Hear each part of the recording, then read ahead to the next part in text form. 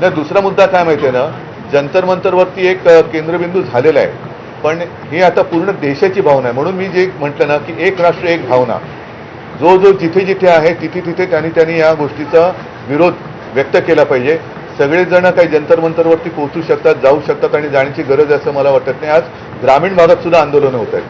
राज्यातल्या आणि देशातल्या अनेक शहरांमध्ये ही आंदोलनं होत आहेत. विद्यार्थी झुंडीच्या झुंडीने बाहेर पडत आहेत.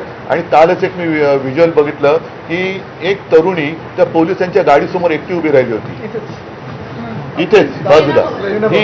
ही तरुणांची ताकद आहे. ज्या ताकदीला झुरळ समजलं जातं, त्या झुरळांच्या ताकदीला आता हे घाबरलेले आहेत. जे लोक पोलीस जातात आणि विद्यार्थ्यांचं चेकिंग करतात. कुठे? महाविद्यालयात जाऊन काय कसलं चेकिंग करतात? रीडिंग करतात त्यांचं आणि सहभागी होते त्यांना उचलतात. त्यांना काही तासासाठी डिटेन करतात आणि सोडतायत, कोणी घाबरत नाही. पण त्यांना काल पण आम्ही पाहिलं, काल मी आणि अमितच गेलेलो होतो पोलीस. आता देश भीतीच्या पलीकडे गेलेला आहे. आणि काल सुद्धा मी तिथे ज्यांना भेटलो ना, एक तो तुमच्याच माध्यमातून बघितलं, तो एक मुलगा उभा आहे ना, मारो मारो मारो, तो नागपूरचा मुलगा आहे. तो भेटला मला. तो बोले काय करतील मारून मारून, काय करतील, आणि असं जगून तरी काय फायदा. म्हणजे हे लोक आता त्या भीतीच्या पलीकडे गेलेत.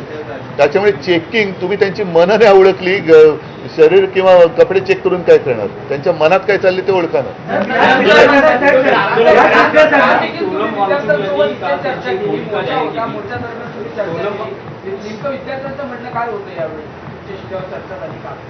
आलं नाही तुमच्यापर्यंत?